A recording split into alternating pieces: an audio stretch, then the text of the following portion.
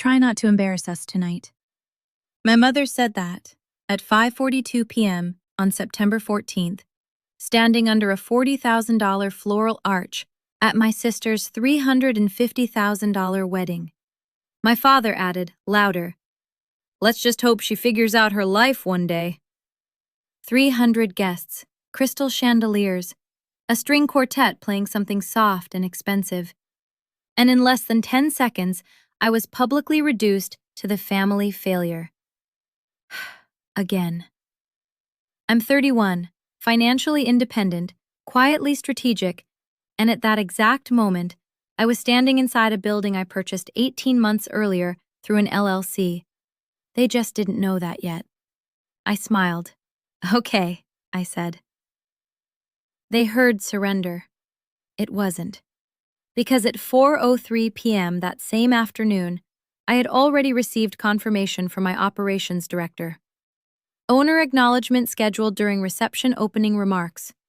They had requested a venue spotlight segment for legacy appreciation. They assumed it was about my father's support. What they didn't know was that the contract listed a single majority stakeholder. Me. I gave it 72 minutes. Before I continue, comment your city and local time below. I always read them. And tell me, have you ever been the reliable one in the background while someone else got the spotlight? If you understand that feeling, subscribe, because this one gets surgical.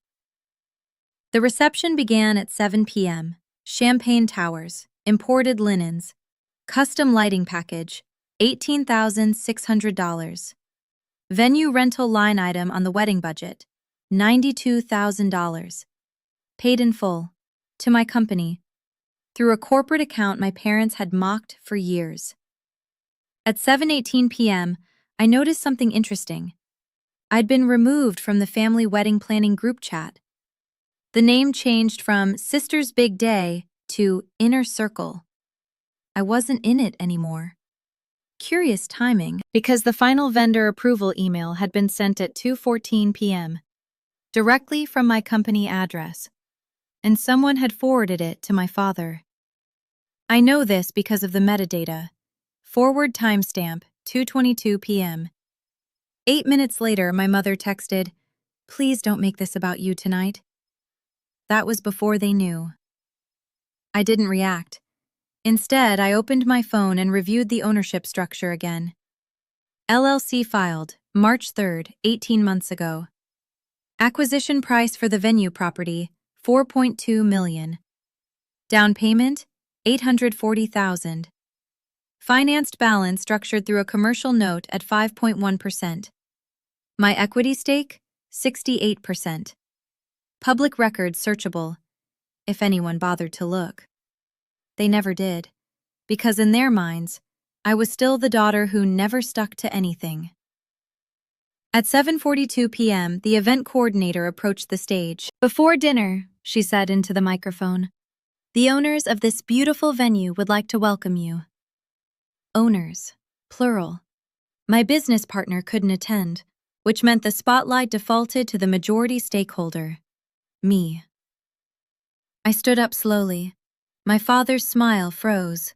My mother blinked twice.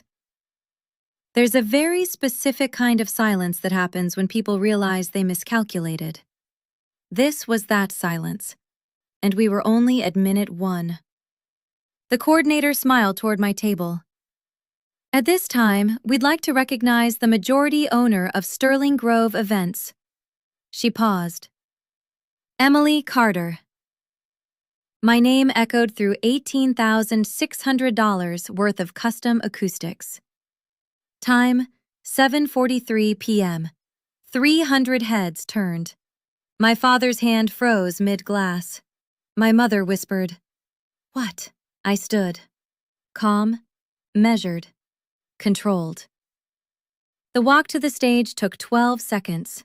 12 very long seconds. I didn't grab the mic immediately. I let the silence breathe. Then I said, "Thank you for celebrating here tonight." Professional tone, neutral smile. No business speech, just gratitude. That's all. Because humiliation doesn't need theatrics. It just needs timing. Applause followed. Confused, polite, growing. From the back of the room, one of my sister's in-laws leaned toward my father and said, clearly enough for my table to hear, "You didn't mention your other daughter owned this place." He didn't respond. He couldn't, because ownership is public record, and embarrassment hates documentation. After I stepped down, my mother grabbed my arm near the bar. "You blindsided us," she said quietly. I looked at her. "You removed me from the planning chat." Her jaw tightened. That was different. No, it wasn't. At 8:12 p.m., my phone buzzed. Group chat notification. I'd been added back. New title, Family Forever. Interesting. Earlier that day, I was embarrassing. Now I was forever. Timing tells the truth people won't. Then came the whisper campaign. Cousins circling. Relatives asking questions. How long have you owned it? Did Dad help you invest? Is this why you moved to Chicago? I answered each one with precision. Acquired March 3rd. Financed independently. Structured under Carter Holdings, LLC. No emotion, just facts. Because facts don't escalate, they settle. But here's where it shifted. At 8:47 p.m., one of the event staff handed me a printed copy of the final vendor payment summary. My sister's wedding total, $352,480. Venue portion, $92,000. Security deposit, $15,000. Additional overtime charge pending, $8,600. Balance due within 48 hours. Signed payer authorization, my father. What caught my eye wasn't the number, it was the signature. It looked rushed, different from the contract he'd signed 3 months earlier. And the timestamp on the digital approval? 5:51 p.m. today. 9 minutes after telling me not to embarrass them. He had approved an extended lighting package without consulting my sister. Add-on cost, $12,400. Why?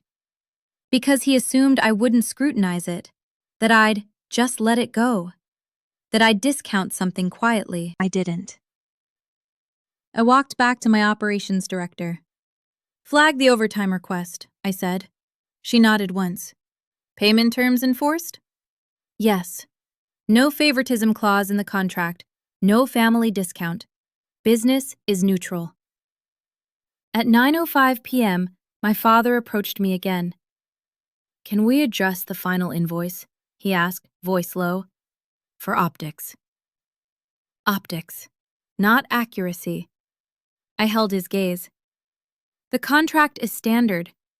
He exhaled sharply. You're really going to do this? I answered calmly. I already did. That's when I realized something. This wasn't about the wedding. This wasn't about embarrassment. This was about control. For years, they framed me as directionless. It kept expectations low, kept scrutiny away, kept power centralized. Step 1, undermine credibility. Step 2, control narrative. Step 3, assume compliance. But here's what they didn't account for. Compliance ends when ownership begins. And tonight, ownership had a microphone. By 9:32 p.m., the whispers had turned into math. Because wealthy families don't panic over speeches. They panic over invoices. My father stepped outside to take a call. I know the time because the outdoor security log later showed his car door opened at 9:34 p.m. Duration, 11 minutes. When he came back in, his expression had changed. Less confident, more calculating. That's when I received an email. Subject line, urgent adjustment request. Sent from his personal assistant. Timestamp, 9:28 p.m. Attached, a revised payment sheet. Overtime charge reduced from $8,600 to $2,000. Lighting add-on marked complimentary. Security deposit partially refunded early. Total requested discount, $18,000. Reason listed, family accommodation. I smiled, because that email wasn't emotional, it was procedural. And procedural leaves fingerprints. I forwarded it to my CPA. Time, 9:41 p.m. His reply came 4 minutes later. Do not alter contracted revenue without written board approval. This sets precedent exposure. One sentence, clear, calm, powerful. You don't need to fix optics, you need to protect the asset. That shifted everything. Because this wasn't about a wedding anymore, it was about fiduciary responsibility. At 10:02 p.m., my mother cornered me near the dessert table. You're humiliating your father, she said. No, I replied evenly. I'm honoring the contract. Her voice dropped. We supported you. I held eye contact. Not financially. Silence. 7 full seconds. Because support without investment is just commentary. Then came the escalation. At 10:17 p.m., I received a text from my sister. Dad said you're charging extra to prove a point. Please don't ruin this. I responded with a screenshot of the signed agreement. Page 3, Clause 7.2. Overtime billed at standard rate. Initialed by my father, 3 months ago. She didn't reply, because documentation neutralizes emotion. And then I saw something else. A second attachment inside the adjustment email. A draft transfer request. From my father's business account to my LLC. Memo line. Advance reimbursement, family support. Amount, $25,000. Date prepared, 2 days before the wedding. Before the speech, before the humiliation, before the public narrative. Step 1. Pre-label payment as support. Step 2. Use that label to leverage discount. Step 3. Frame me as ungrateful if I refuse. That's when it clicked. This wasn't spontaneous embarrassment. It was positioning. If I accepted the support, I'd lose negotiating authority. If I refused it, I'd look arrogant. Either way, they planned control. This wasn't emotional.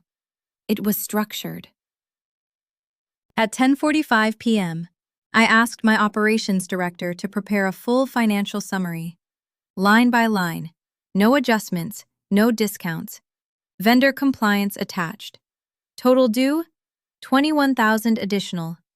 Payment deadline, 48 hours, no exceptions. Then I sent one final email. Subject, final invoice confirmation. To maintain contractual integrity, all terms will be enforced uniformly. No preferential adjustments will be made. No hostility, no sarcasm, just clarity. The reception ended at 11:58 p.m. Guests left impressed. My sister smiled through photographs. My parents avoided direct eye contact. But the real confrontation wasn't happening in a ballroom. It was happening in a conference room 3 days later. Because at 8:11 a.m. Monday morning, my father requested a family financial discussion. Location, my attorney's office. Agenda, unspecified, which told me exactly what it was. Damage control. And this time, the room would have rules. Monday, 8:11 a.m. My father's email came through with the subject line, Family discussion, urgent. Location requested, neutral office space. I replied at 8:14 a.m. Confirmed, 2 p.m. Carter and Wells Law, Conference Room B. If we were going to talk about money, we were going to talk about it where money has witnesses. At 1:57 p.m., my parents walked in. No smiles, no small talk. My attorney was already seated, So was my CPA. 6 chairs, 6 printed folders, rule sheet placed in front of each seat. 1. No interruptions. 2. All statements must reference documentation. 3. No emotional accusations without financial evidence. My father looked at the paper and said, "This is ridiculous." My attorney replied calmly, "So is attempting to alter a signed contract." Silence. I opened the first folder. "Total wedding invoice," I said evenly. "Base venue, $92,000. Add-ons, $18,600. Extended lighting, $12,400. Overtime, $8,600. Security deposit, $15,000. Grand total paid to date, $352,480. Balance remaining, $21,000. No commentary, just numbers. Then I slid forward the email. Timestamp, 9:28 p.m., reception night. Subject, urgent adjustment request. Attached draft showing $18,000 discount request. Memo labeled, family accommodation. My father shifted in his chair. "I was trying to smooth things over," he said. "With who?" I asked calmly. He didn't answer. Because smoothing over implies damage, and damage implies intent. Then I placed the transfer draft on the table. Prepared 2 days before the wedding. Amount, $25,000. Memo, advance reimbursement, family support. I looked at him directly. Why was this drafted before the event? Silence. 5 seconds. 10. My mother finally said, "We thought it would help." Help what? Control. Because if I accepted labeled support, it could later be reframed as leverage. My CPA leaned forward. Labeling funds inaccurately creates reporting liability. That word landed. Liability. Because wealthy families don't fear embarrassment. They fear audits. Then came the part they didn't expect. I pulled out the acquisition documents. Sterling Grove Events, LLC, filed March 3rd. Purchase price, $4.2 million. Equity investment breakdown. My contribution, $840,000 down payment. Bank financing documentation attached. 0 parental investment, 0 cosigners, 0 guarantees. I slid the page forward. "Please show me where you supported this," I said calmly. No one spoke, because narratives collapse under documentation. Then I addressed the speech. At 5:42 p.m., my mother said, "Try not to embarrass us." At 5:51 p.m., extended lighting add-on approved. 9-minute gap. Coincidence? Or reaction? My attorney looked at the timestamp and raised an eyebrow. Pattern recognition doesn't need shouting. It just needs sequence. Step 1. Publicly diminish credibility. Step 2. Approve add-ons expecting private discount. Step 3. Attempt post-event invoice manipulation. This wasn't emotional. It was planned. At 2:47 p.m., I stated terms. Balance due, 48 hours. No contract alterations. No mislabeling transfers. Any further pressure would result in formal notice of attempted financial coercion. I paused, then added one line. I'm not pressing anything further. I'm simply enforcing the agreement. Moral high ground isn't loud. It's documented. My father finally said, "You're really going to treat us like clients?" I held eye contact. "You treated me like a liability." Silence. Longer this time. 17 full seconds. You could hear the HVAC system cycle. At 3:06 p.m., the meeting ended. No handshake, no apology, just paperwork. And as I stood to leave, I said quietly, I didn't burn the bridge. I stopped being the discount. And then I walked out. The payment cleared at 1:12 p.m. the next day. Full balance, $21,000. No notes in the memo line. No family support. No commentary. Just numbers. Because numbers don't argue, they settle. 2 weeks later, something else settled. The refinance application on my parents' home was denied. Reason listed: debt-to-income ratio increased. That $352,480 wedding? It wasn't entirely liquid. They had leveraged short-term credit, expecting post-event adjustments. Adjustments that never came. When contracts stay intact, projections collapse. On Facebook, the narrative shifted again.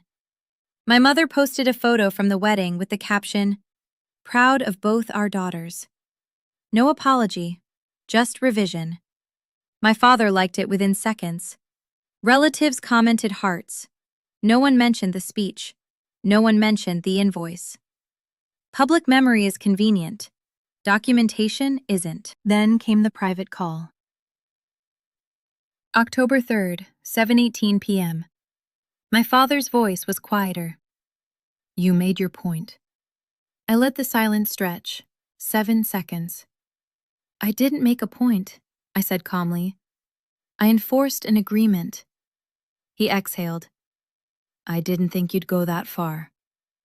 There it was again, the assumption that I would shrink, that I would discount myself, that I would prioritize comfort over structure. I didn't think you would either, I replied, because disappointment runs both directions.